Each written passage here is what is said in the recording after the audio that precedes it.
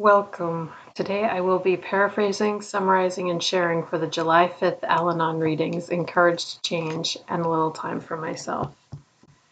We'll begin with a serenity prayer and 3 mindful breaths. God, grant me the serenity to accept the things I cannot change, courage to change the things I can, and wisdom to know the difference.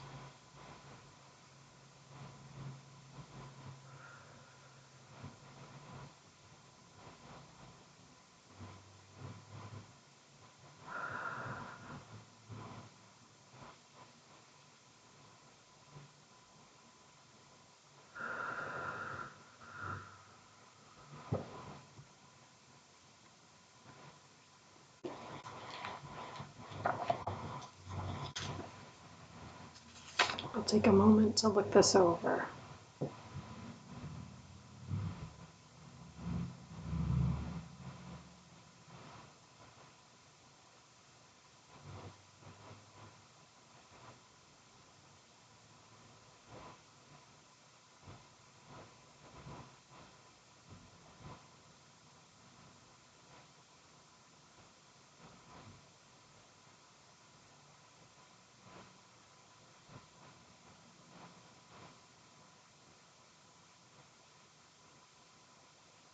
The question is, how can I recognize the times I am truly powerless?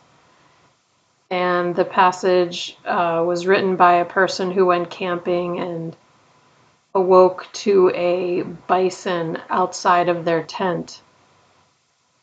And they didn't move for an hour. And then finally the person realized that they could just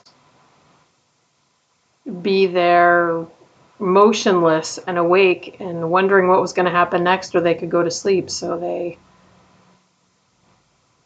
they say they surrendered to sleep, and in the morning they were still safe and sound.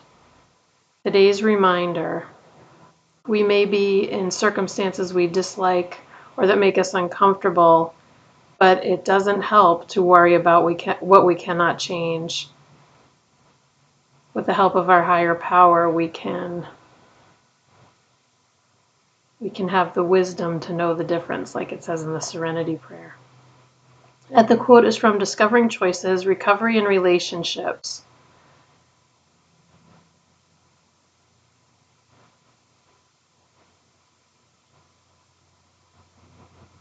When we let go of what we can't change, we find serenity and a different perspective on life. So how can I recognize the times I am truly powerless?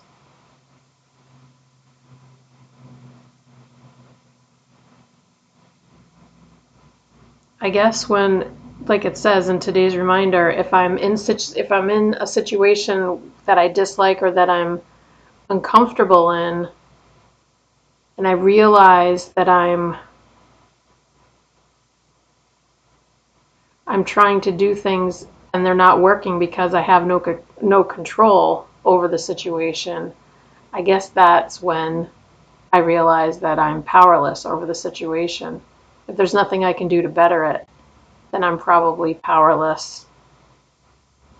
And I like how it reminds me to communicate with my higher power, because my higher power can help me to know the difference also.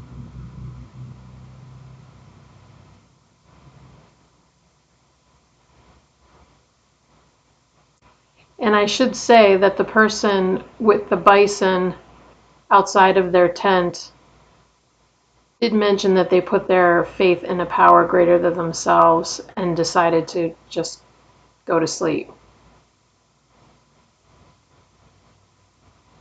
That's interesting.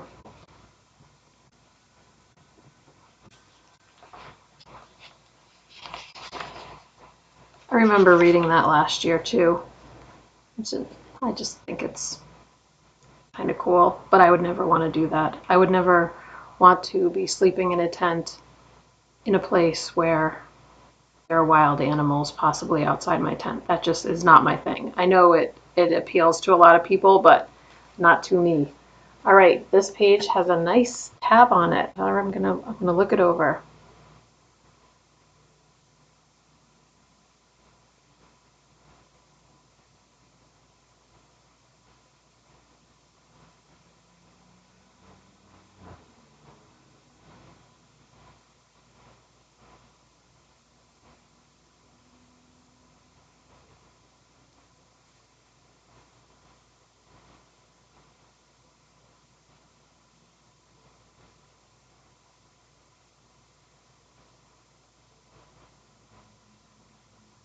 This is about detaching with love.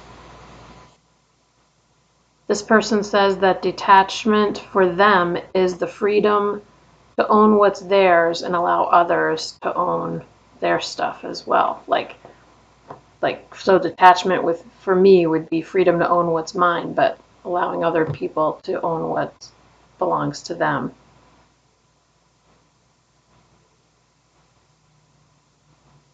And it says that sometimes when people share during a meeting, this person can go right back to how they felt when they first came into the program.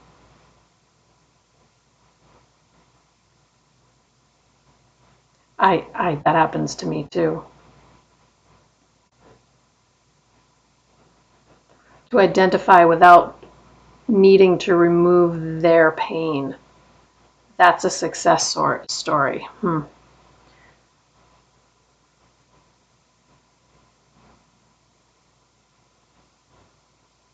We can learn how to care without taking things personally. I like that. Today's reminder, we can detach and still love. We can take care of our business while letting people take care of theirs.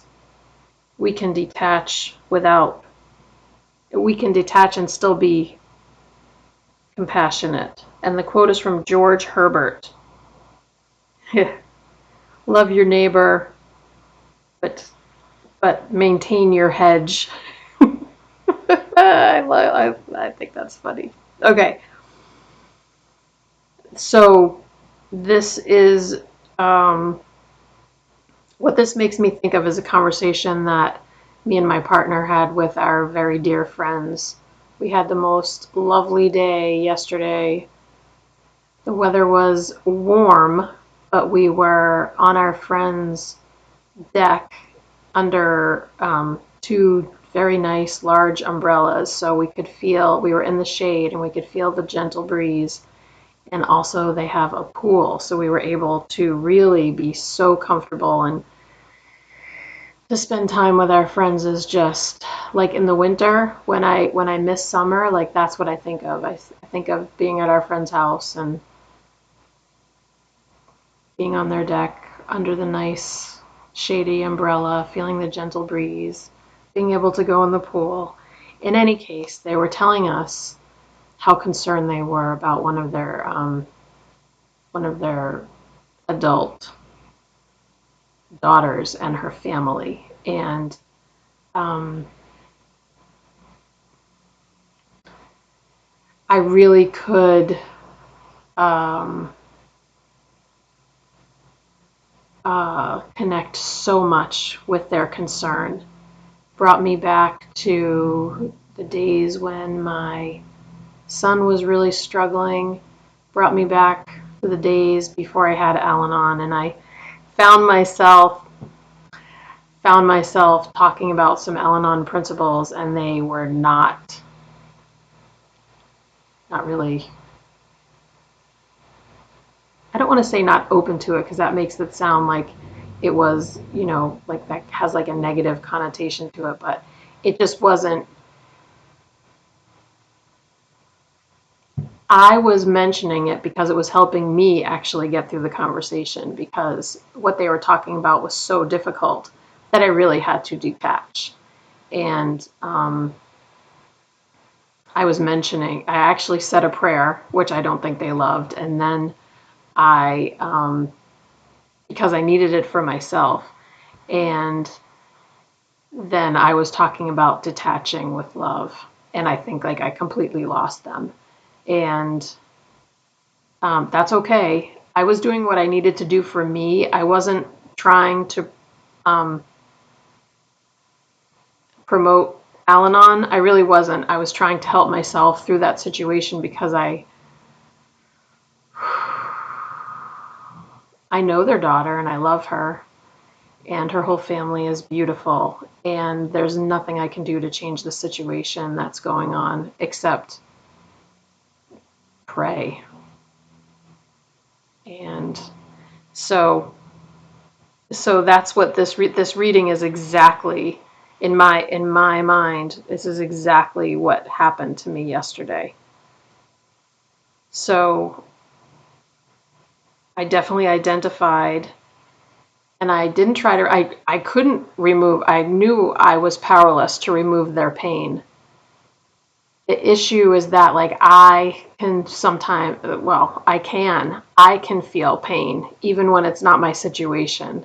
And so that's what I have to concern myself with, is I have to make sure that I'm not draining myself just by listening compassionately to others' concerns.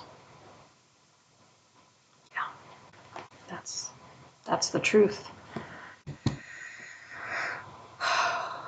We'll close out with the Serenity Prayer and 3 mindful breaths. Here we go. God, grant me the serenity to accept the things I cannot change, courage to change the things I can, and wisdom to know the difference.